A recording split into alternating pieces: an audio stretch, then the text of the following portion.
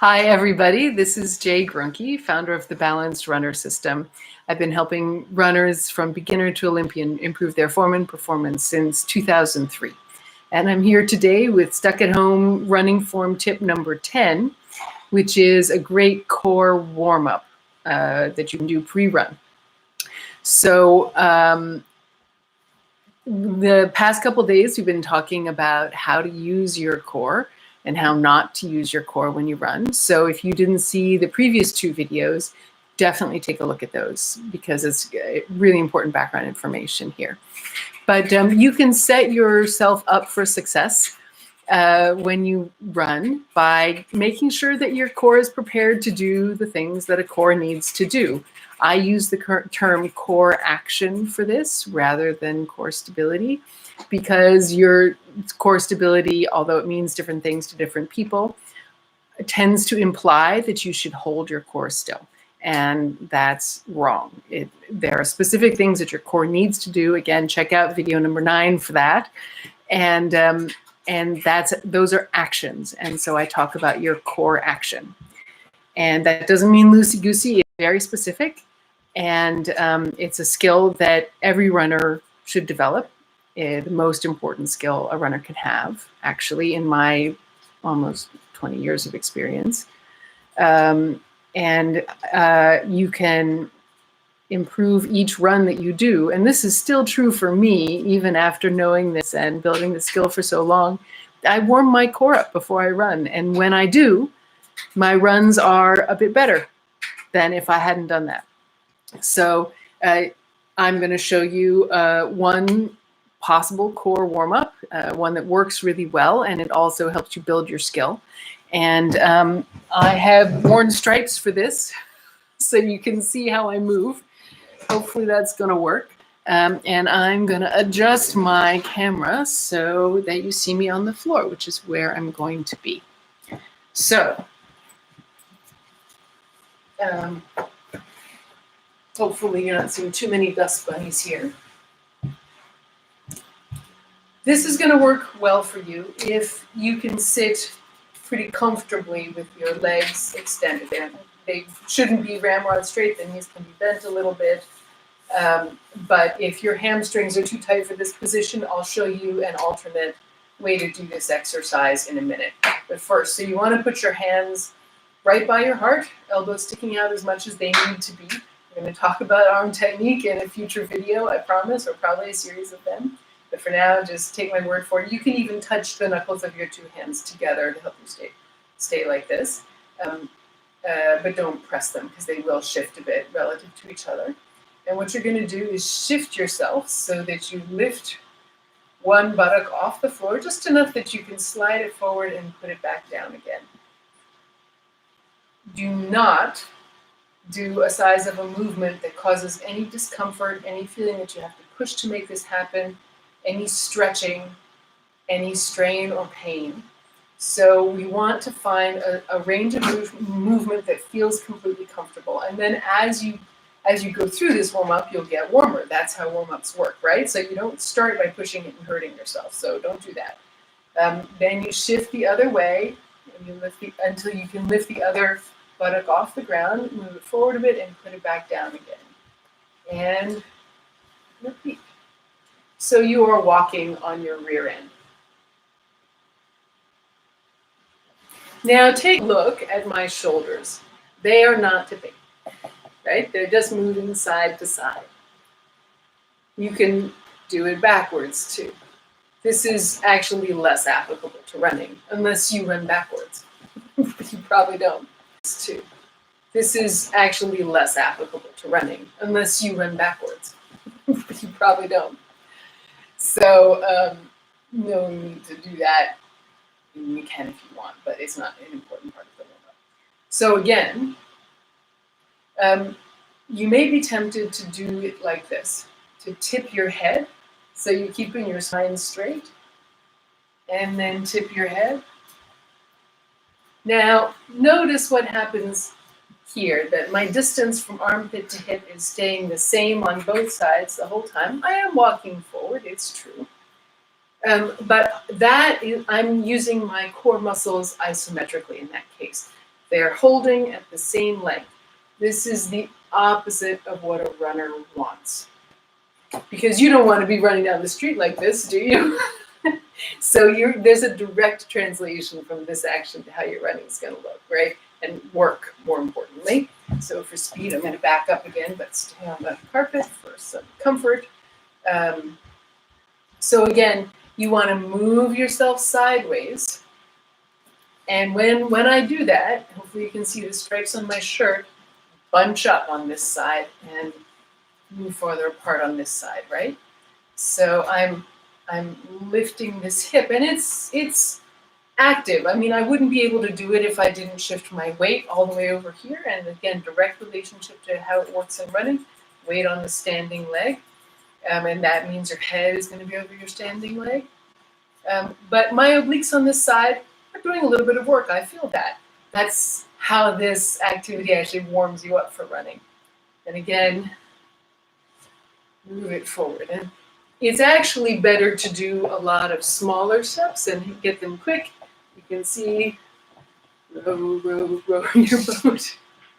So I'm going to do that one more time for you. And again, actually, maybe I'll do it. It's actually kind of fun to put your arms in. This is a great one because you get a lot of rib movement. All right, so I'll show you that doing it backwards isn't so relevant, but turning around is a way to get back to where you came from. So just watch it from the back for another view of what this movement is like. I'm not going to talk because the mic won't pick it up.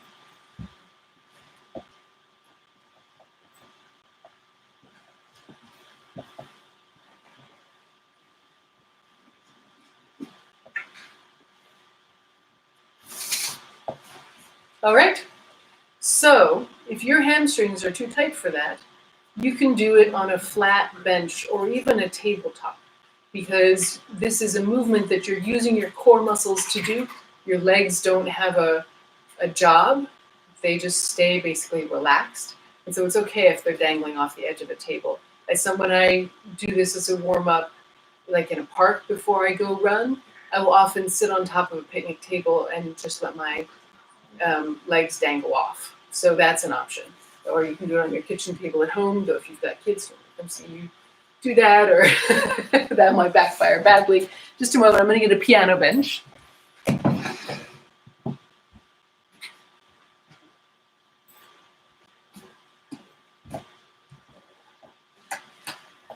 So, organize my stripes, and let me see my camera. A bit there. Yeah.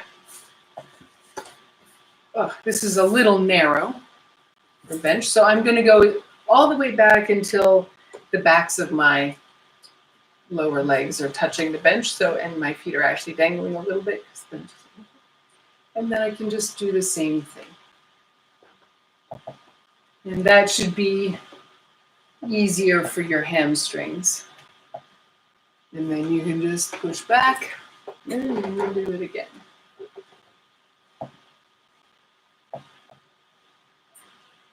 It's got a little kind of you're at a party and they're playing salsa music and you want to do a chair dance. This is a great way to do it. So I'm getting more shoulder movement on this because the bench is so narrow. I'm trying to keep it from tipping. So I'll just do it facing back again, so you can get another look at that.